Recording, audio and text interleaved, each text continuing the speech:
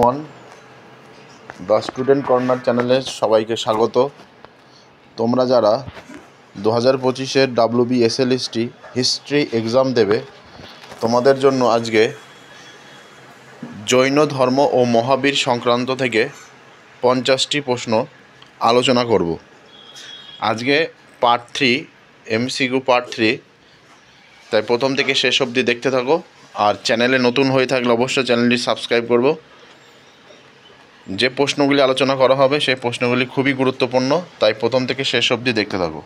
শুরু করা যাক। প্রথম প্রশ্ন দেখো, জৈন ধর্মের প্রতিষ্ঠাতা কে ছিলেন? উত্তর হবে ঋষভ। পরের প্রশ্ন দেখো, মহাবীরের প্রকৃত নাম কি ছিল? সঠিক উত্তর হবে বর্ধমান ছিল মহাবীরের প্রকৃত নাম। পরের প্রশ্ন, মহাবীর জন্মগ্রহণ করেছিলেন কোথায়? উত্তর দেখো বৈশালীতে। পরের প্রশ্ন, মহাবীর কোন বংশে জন্মগ্রহণ করেন? সঠিক উত্তরটি দেখো লিচ্ছবি বংশে জন্মগ্রহণ করেন। পরের প্রশ্ন, মহাবীর কোন রাজ্যে জন্মগ্রহণ করেছিল? এটা হবে বিদেহ। তারপরে প্রশ্ন দেখো, মহাবীর কত বছর তপস্যা করেছিলেন? মহাবীর হবে 12 বছর তপস্যা করেছিলেন। পরের প্রশ্ন, মহাবীর কোথায় নির্বাণ লাভ করেন? সঠিক উত্তর হচ্ছে পাওয়া। পরের প্রশ্ন দেখো, জৈন ধর্মে তীর্থঙ্কর কাকে বলা হয়? সঠিক উত্তরটি হবে মুক্তিপ্রাপ্ত পুরুষ জৈন ধর্মের তীর্থঙ্কর বলা হয়। পরের প্রশ্ন, মহাবীর কততম তীর্থঙ্কর ছিলেন? সঠিক উত্তর 24তম ছিলেন। পরের প্রশ্ন, জৈন ধর্মের অহিংসার অর্থ কী? সঠিক উত্তর কাউকে আঘাত না করা। পরের প্রশ্ন দেখো, জৈন ধর্মের প্রধান নীতিগুলিকে কি বলা হয়? ত্রিরত্ন বলা হয়। জৈন ধর্মের প্রধান নীতিগুলিকে বলা হয় ত্রিরত্ন। জৈন ধর্মের ত্রিরত্ন কোনগুলি?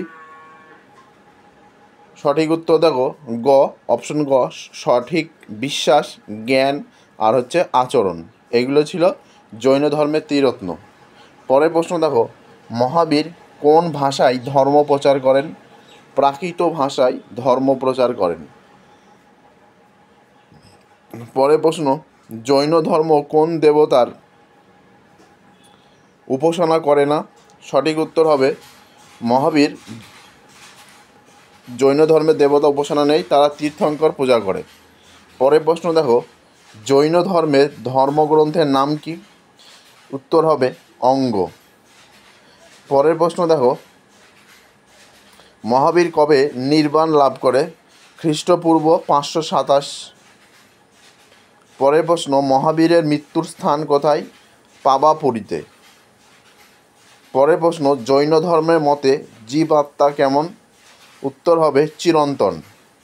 পরের প্রশ্ন দেখো, অপরিগ্রহ অর্থ কী? এর অর্থ হচ্ছে সম্পত্তির প্রতি আসক্তি ত্যাগ।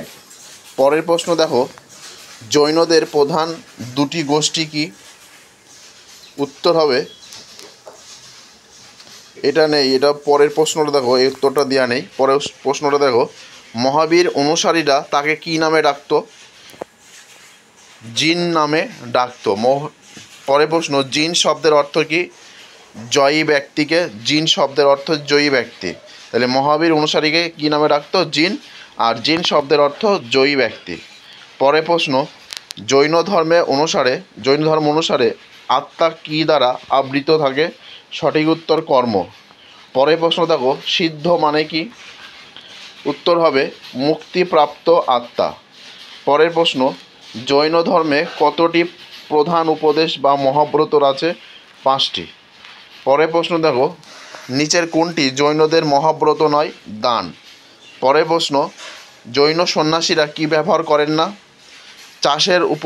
চাষের উপকরণ ব্যবহার করে না।